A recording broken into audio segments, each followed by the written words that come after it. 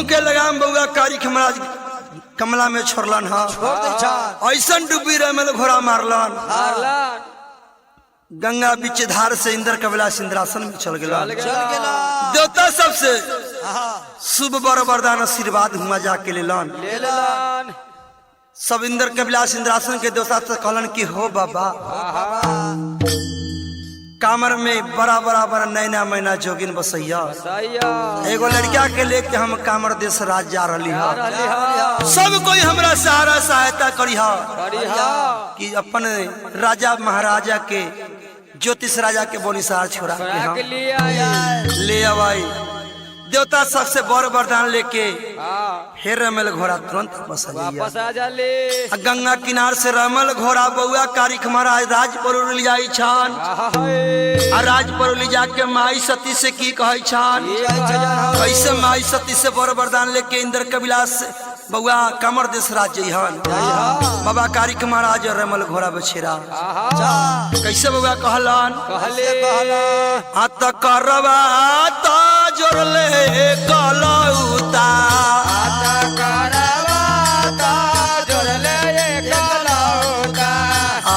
सती के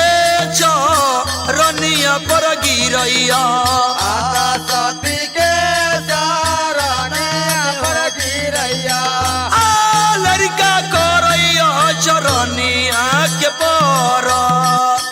नाम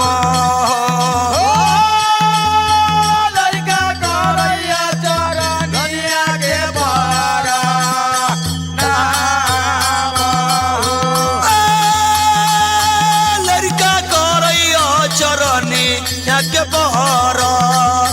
नाम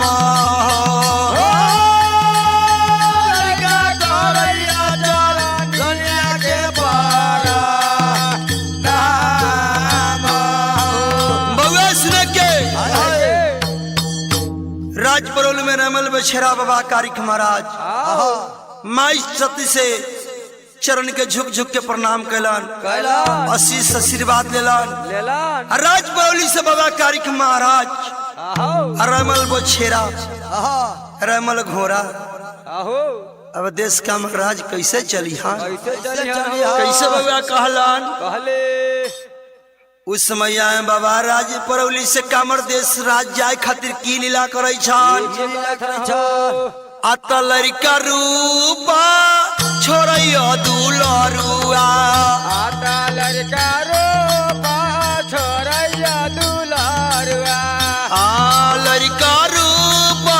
छोड़लन बाबा कारिख लड़का रूपा छोड़लन बउआ कारिख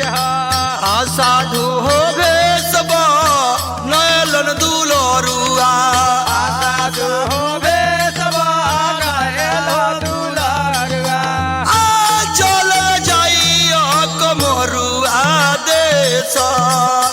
राजा हो चल जाइया कमरुआ हो देश राजा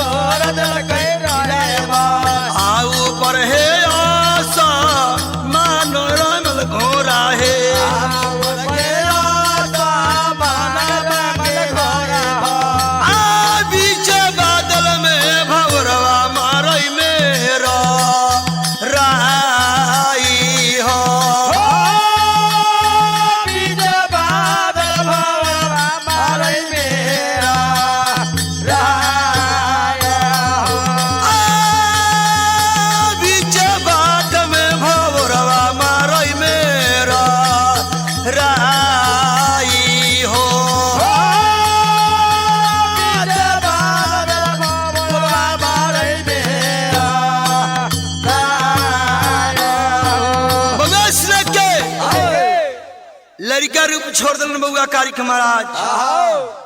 आ साधु ऐसा भेष बना लेलन रमल के पीठ पर सवार हो गेलन हो गेला नीचे धरती छोड़ई छन ऊपर आकाश बीच बादल में मारे छन भौरा चिल्ली ऐसन मेराई हाथ कुछ बाट गेल दिन बाबा कारिक कुछ बाट गेल दिन बाबा कारिक आ कुछ हो बाट चल रहे बाबा के कुछ हो बाट बचल रहे बाबा के आ बीच बटिया फुलवारिया पर नजर रखे या बीच बटिया फुलवारिया पर नजर रखे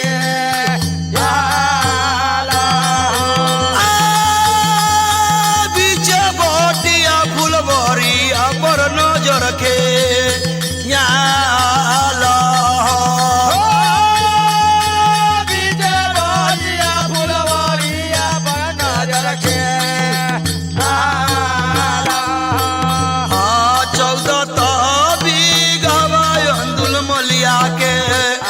14 बीघा रहले मलिया के 14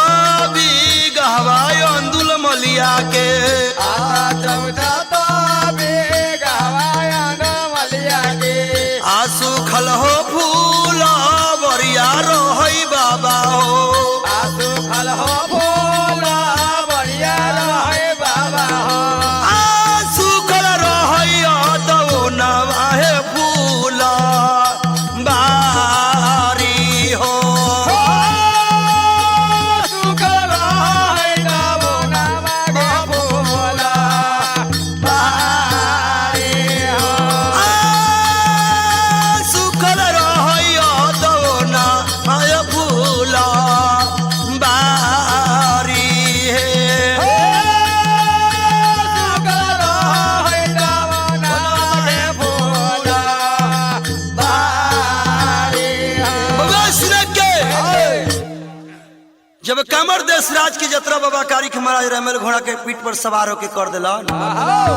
कुछ रास्ता चलै छन बाबा कारिक कुछ बीच रास्ता बाट बचल रहैया बीच बाट में बउआ अंदुल माली के फुलवारी पर सूरत नजर पड़ जाइया अंदुल माली के 14 बीघा दौना फुलवारी रहे वो 12 वर्ष से फुलवारी सूख गेल रहे पानी बिना बउआ न सूखल रहे नैना मैना के जादू टोना से सूखल रहे लेकिन बाबा के सूरत ख्याल पड़ गल 14 बीघा मालिन के फुलवारी पर बाबा रमल घोड़ा से कहै छान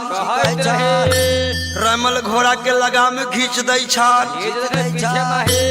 आ बाबा रमल के फुलवारी में उतार लै छान आ फुलवारी में बाबा रमल घोड़ा के उतार के की करै छान हाथ सतवा सुमरलन बाबा कारिक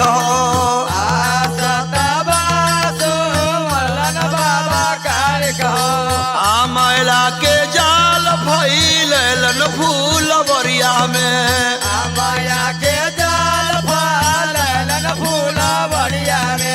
आ सुखल फूलवा न हरियर भेलै कच नार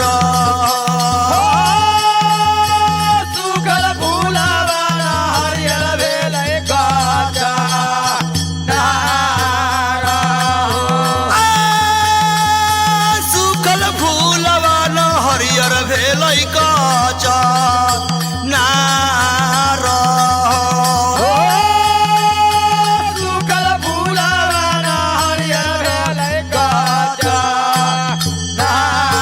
बउआ सुन के वो अंदुल माली के 14 बीघा मालिन के फुलवारी में माया के जाल बाबा कारिक फैला दिलन माया के जाल फैला के सत सुमर दिलन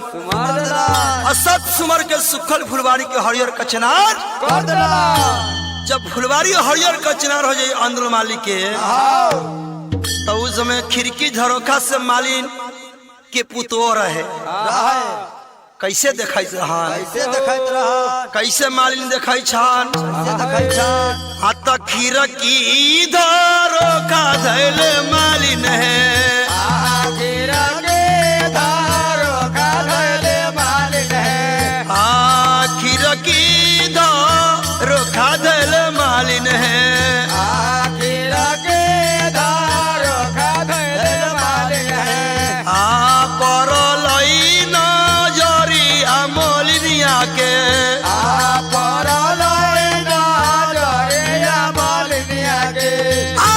पड़ गल मालिन फुलवरिया पर सूरत खे याल हो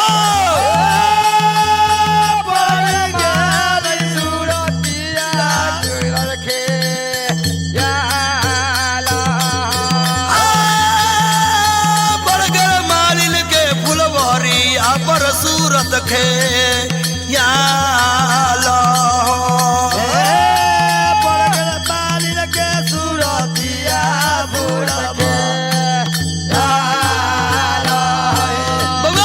के कुसुमा मालिन के पुतो रहे खिड़की झरोखा धके खड़ा रहे फुलवारी पर नजर पड़ जाइया तनी बाबा दोसर में के सुधिया दिए तनी कष्ट होत बा हमर मसूदन के गावे में उस समय में बोली बोले छन बउआ मालिन तरा के दैया सुन लहे सासु तनी दिल धर्म के कुसुमा मालिन कैसे अपना सासु से कहे छा कैसे कहे छा हाथ जाहू जाहू जाहू न हो सासू जी आता जाहू जाहू जाहू ना है सासू जी डोमवा दुअरिया पर है सासू बाबा दो बढ़िया पर है सासू आलब सासू चंगली आहो बीना बाई हो बाबा सासू जाने लिया बेटी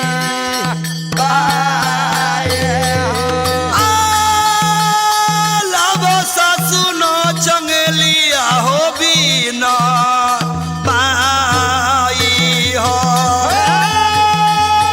बाबा सासू जाने लिया बेटी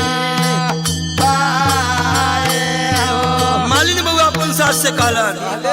कि जल्दी से तू हम माई हमर साथ चल जा डोम के दुआरी पर आहे कन्या सास से कहै छन कन्या से न कहै छन अच्छा कहलन कि जल्दी चल जा आहा हुआ से एगो चंगेला हमरा ला बीन के ले आवा लियावा इतना बोले सुनैसन सास तरा के दैया चला सुनल है कन्या माली आहे दिल प्रेम के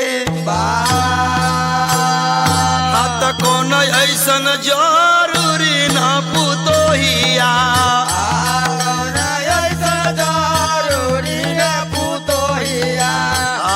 बास के चंगलिया से पड़लाई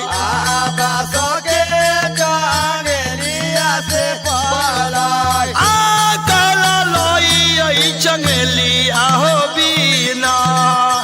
बाई हो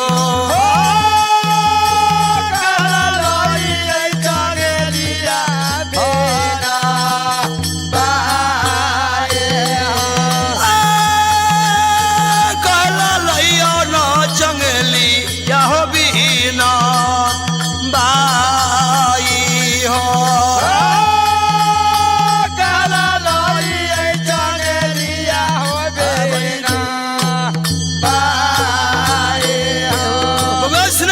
सास कहियो पुतो से कि बतावे कौन ऐसा बांस के चंगेली से तोरा जरूरी पड़ गेलो आई कहला चंगेली हम बिना के तो हमरा बतावा इतना बोली सुनै छन पुतो तरा के दै छन जवाब सुन ले सासत नी दिल प्रेम के हाथ 14 बीघा दौना फूल बोरिया 14 बीघा दौना फूल बोरिया सुखल हो जाब रहल सासु सासू है सुखल हो जब रहल में सासू है आसे हो भेगे लई हरियर कचर नार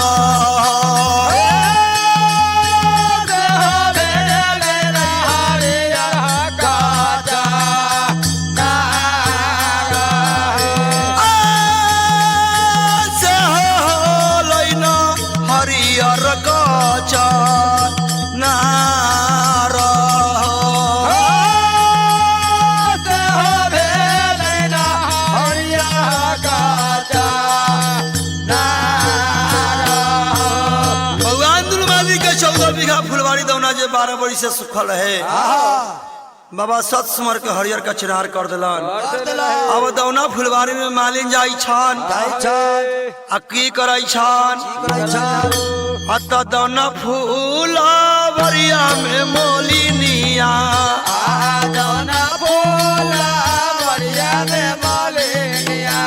आचारो हो कोना घूमे हो लगली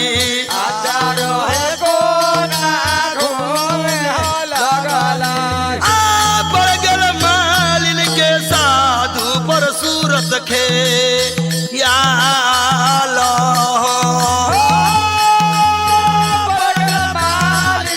साधु पर सूरत खे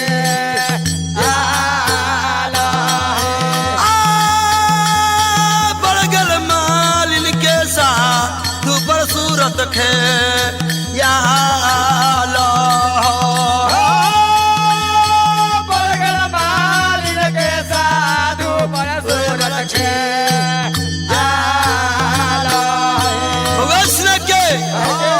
जब चारों कोना मालिन अपना फुलवारी में घूमे लगलान घूमत रहे तब बीच में बाबा कारिक हमारा साधु ऐसा बना के बैठा रहा बाबा के साधु पर मालिन के नजर पड़ जाइया बोल बोले छन मालिन तरह के दैया सुन लहो बाबा आह दिल धर्म के मालिन बाबा कारिक महाराज से की कहे हाथ कहाँ तो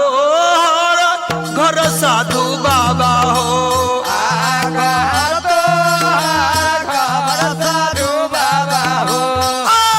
कहाँ दू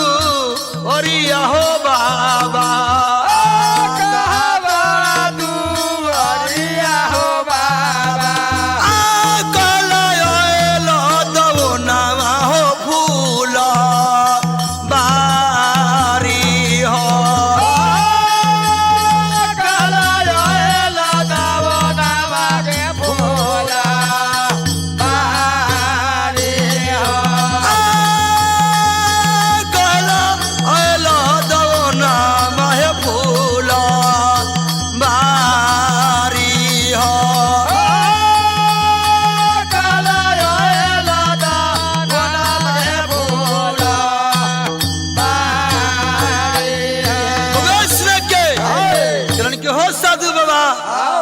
कहाँ तोहर घर कहाँ दुआरी बाबा घर कहाँ घर बा घर से को बाबा साधु बाबा से मालिन पूछे छान कि कहाँ घर कहाँ तोहर दुआरी कौन कारण दौना फुलवारी में तू आके बैठल इतना बाल सुने छन साधु बाबा तरा के दई छान दवा सुनल है मालिन तनि दिल प्रेम के आत साधु हम न हिगियो मोलिनिया साधु परौली राज में घरवा परैया परौली राज में घरवा परैया सती को किया जन्मिया लिया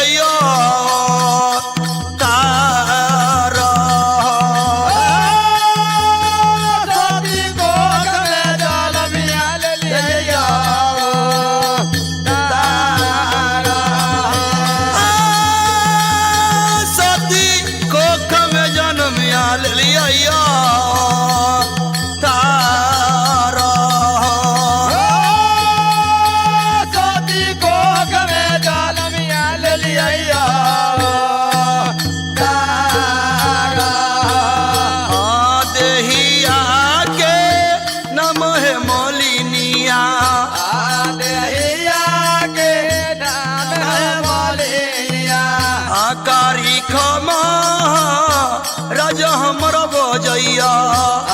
कारी महाराज हमारा भजैया पिता कारण साधु भेष होबो ना पिता कारण साधु भेषवा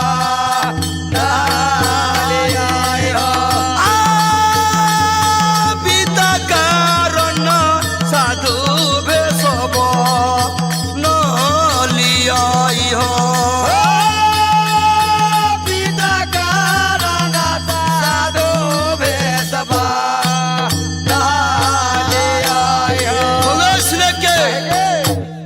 बाबा कारिक महाराज मालिन से कहे छन कि हम मालिन हे मालिन हम साधु नहीं किया हम सतयुग के देवता बाबा कारिक महाराज हिया सती कोख में जन्म अवतार ले ली अपन पिता के बनिसार छड़ावे खातिर तोहर मालिन फुलवारी में बैठल लिया बाबा कारिक महाराज मालिन से कहलन हाथ निमन निमन फुलवा हे मोलिनिया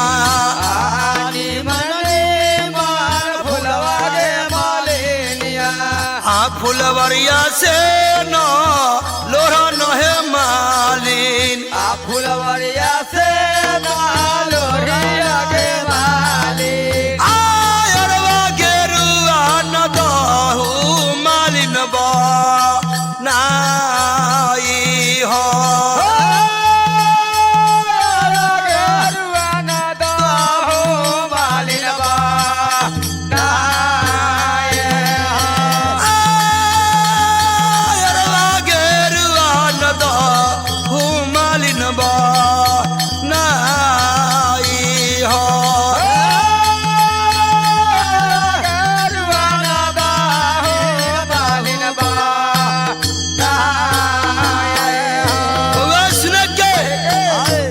कुसुमा मालिन से बाबा कारिक महाराज कहलन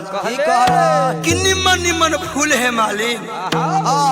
अपना तू फुलवारी में से लोर ला और फुलवारी में से हमरा लोर के अरवा गेरुआ बना द बउआ गुड्डू को उठावा बउआ उस समय में मालिक कुसुमा बाबा के बोल सुनाई छन तारा के दैया सुनला हो बाबा आहो दिल प्रेम के तो सुया न आई डोरा है हो बाबा सुया न डोरा है हो बाबा सुया नाही डोराई बाबा हो सुया नहीं डोरा है हो बाबा कैसे नब नहीं आई बउआ कैसे नब नहीं हो बाबा कैसे दिए नयरवा गेरुआ बा नाई हो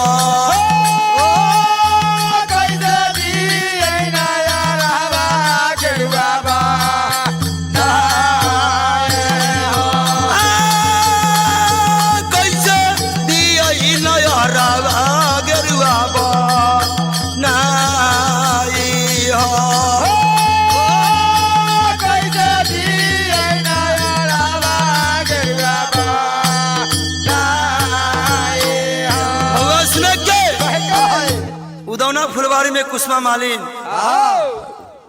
बाबा कारिक महाराज से कहलन कि हो बाबा हमरा पास न सुइया न धागा रोही डोरा कैसे तोरा हमें अरवा फूल के हम गेरुआ बना के दिया सज्जू के देवता बाबा कारिक महाराज वही फुलवारी में सत सुमरलन बउआ और सत सुमर के बउआ सुइया डोरा धागा सब तैयार कर दिला बउआ उस समय में मालिनी कैसे फुलवारी में फूल लोड़ के दौना फुलवारी बनावैया प्रेम से बोली विष्णु भगवान की बाबा कारिक महाराज की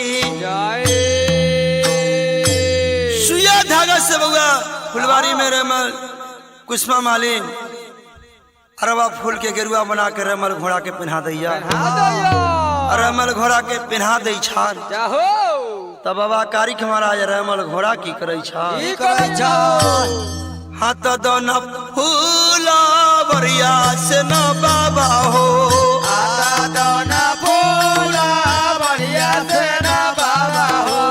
आदावनवा फूला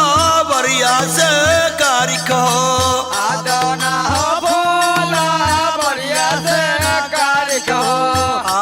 रमल घोड़ा उड़िए गेलन,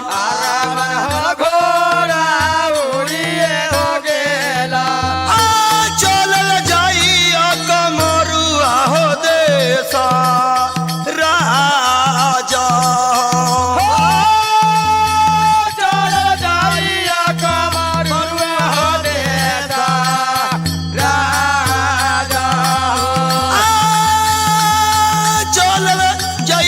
कमरुआ हो देसा राजा।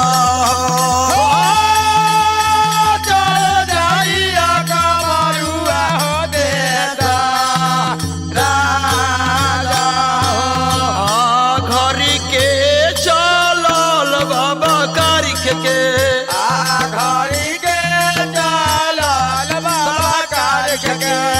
बाहर हो पैरा बीत गल बाबू भैया हो,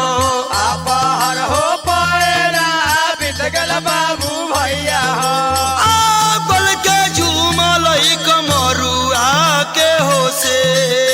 माना हो, बल के झूमल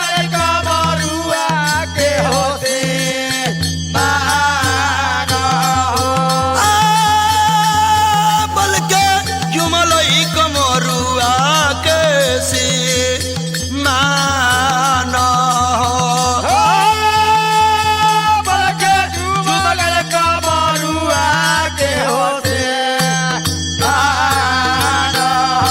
बउआ सुने के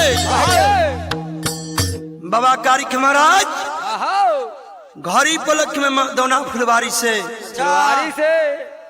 कामर देशराज के सीमान पर पहुंच जाइया। कामर देशराज के सीमान पर जब पहुंच गइया, राज पर की देखैया हो कामर राज देशराज में जब सीमान पर पहुंचलन, उस समय में बउआ एगो चंदन गाछ बिरछी से मुलाकात हो जाइया। 12 बरिस से चंदन गाछ की बिरछी कमरू के सीमान पर सुखल रहे, दम सुख के लकड़ी काटे उ चंदन बिरछी बाबा से सवाल करे लगलन। कामर देशराज में बउआ त कहाँ तो घर साधु बाबा हो,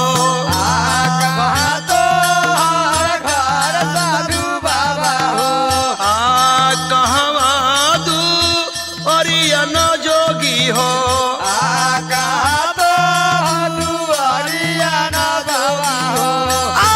करे कारण कमरू आयल से मान पर हो,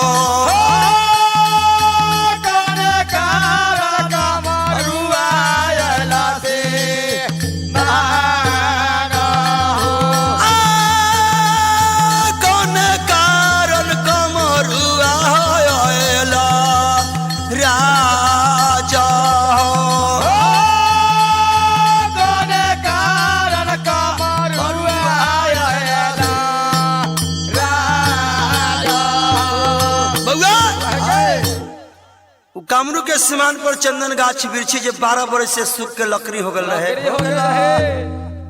वो चंदन बिरछी बउआ बात करत रहन। बाबा कारिक महाराज से करन कि बतावा कौन कारण तू कामरू के सीमान पर अइला, कामर देशराज पर अइला।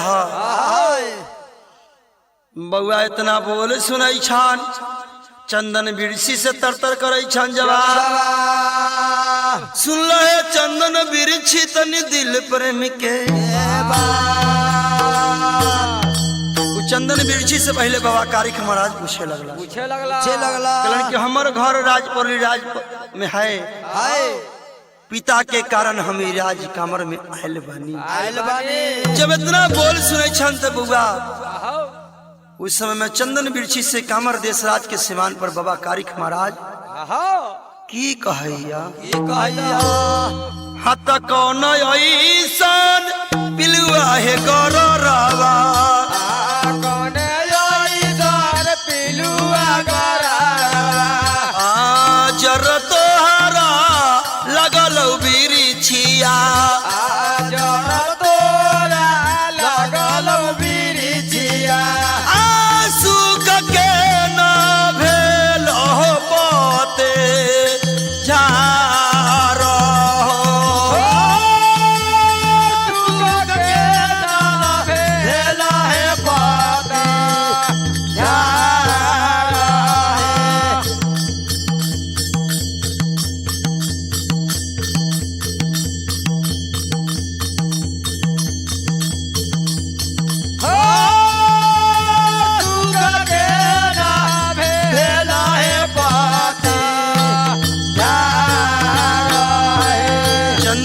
से बाबा कारिक महाराज बोलन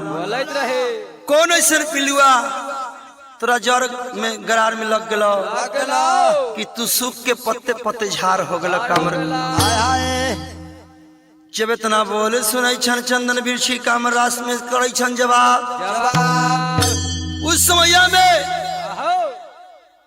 चंदन बिरछी बाबा कारिक महाराज के समझावैया कहैया हाथ राजत कामर में साधु बाबा हो राजत कामर में साधु बाबा हो नैना मैना जो गिनिया रे दोईबा नैना मैना जो गिनिया रे दोईबा हे जो गिन न देला कोई हमरो सु खाई हो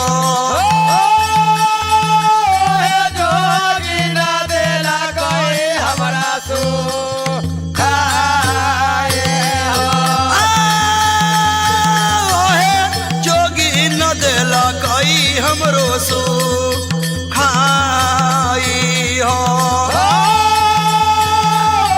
जोगी ना देला कोई हमरा सो खाई हो गलन की सुना हो साधु बाबा देश का महाराज में नैना मैना जोगिन बसैया उ जादू टोना से हमरा सुखा के पत्ते पत्ते झाड़ कर देला जब इतना चंदन बिरछी हाल बतैलन त चंदन बिरछी से बाबा कारिक महाराज कहैया हाँ तो हमर घर पर बिरछिया हमर घर पर बिरछिया परौली देश राज में है चंदन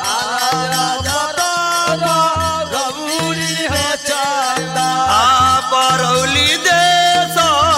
राज में है चंदन परौली देश राज में है चंदन सती कोख में जन्म लिया तार सती कोख में जन्म लिया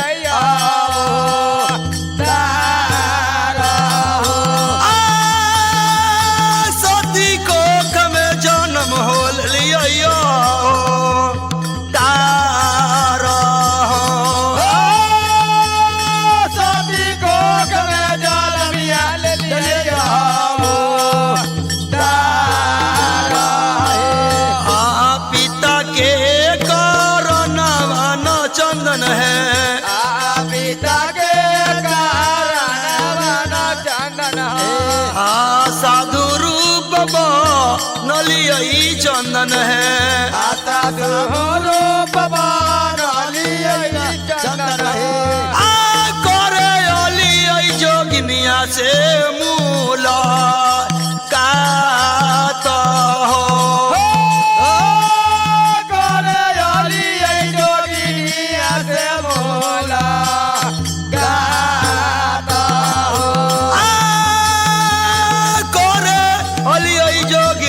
सबसे मूला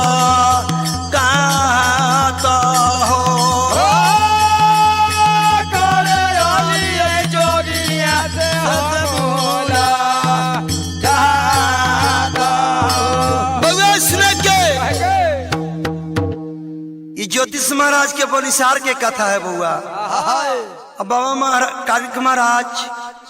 देश के महाराज के सीमान पर पहुंचल है। बाबा ज्योतिष महाराज के बनिसार छोड़ा के जरूर लई हन। कथा वही कहत बानी हम। अच्छा कारण के है चंदन बिरछी पिता के कारण हम साधु ऐसा भेष बनेले हिया। आई जोगिन सबसे कर ले मुलाकात ही कमर में इतना बोली सुने चंदन बिरछी तर तर करिया सुन लहो बबुआ करी हर दिल प्रेम के।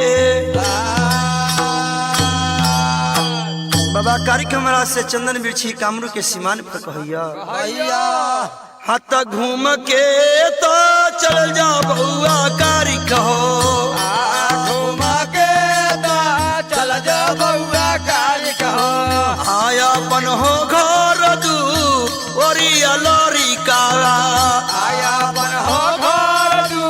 ओरिया लोरी काला। आ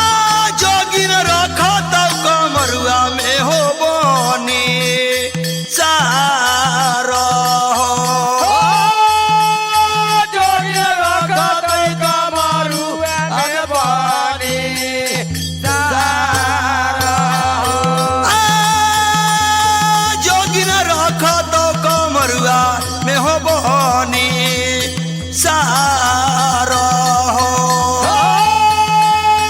जोगिन रखो तब कमरुआ में बनी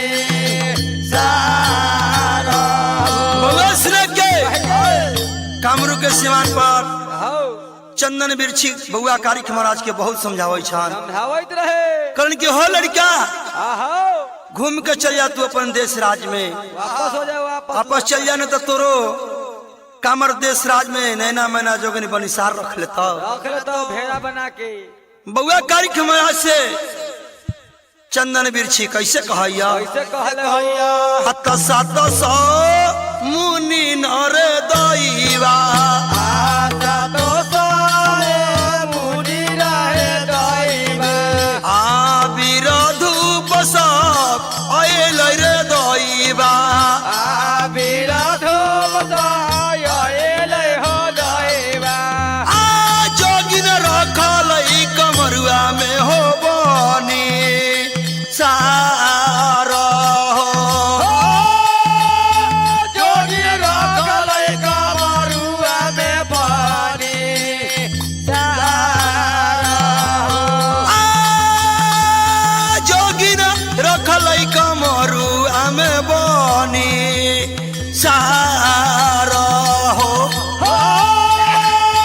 जोगिन रखल कमरुआ में बनी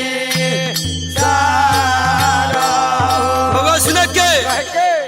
कैसेट के हमर समय खत्म होत बा। आहो बाबा कारिक महाराज कामरू के सीमान पर पहुंचल हन। जाहो अब ज्योतिष महाराज जी कैसे बनी छोड़ा के लईहन। ई कथा कहानी अगला कैसेट में सुने के मिली। मिले प्रेम से बोली विष्णु भगवान की मैया सरस्वती जी की बाबा कारिक महाराज की प्रेम से बोली 56 करोड़ देवी देवता की। यमरेश बैरागी से भजन में जो भी टूटी फूटी भइल एगो लड़का समझ के क्षमा करे के करे के बा काहे के गावे के लूर नहीं है। छेना फाड़ दिया फिर भी भजन में बाबा के हम गावत बानी। आहा जो अकिल ज्ञान माता सरस्वती बाबा हमर गुरु जी देले बारन आहो ओकरा के गावत नहीं हो। जाहो जाहो जो भी टूटी फूटी हो ये लड़का समझ के क्षमा करबई। करे के बा अब भजन सुन के प्यार दुलार देबई। आहा अमरेश बैरागी चैनल के सब्सक्राइब करबई। करवाए काहे की भजन अमरेश बैरागी चैनल पर मिली। मिले हम गावत नहीं बाबा स्टूडियो से लेकिन अमरेश बैरागी चैनल पर मिली। मिली प्रेम से बोल दी विष्णु भगवान की। पारंपरिक गीतों के चाहने वालों के लिए खुशियों की सौगात। आप भी अगर पारंपरिक गीत सुनते हैं तो आपके लिए अमरेश बैरागी चैनल लेकर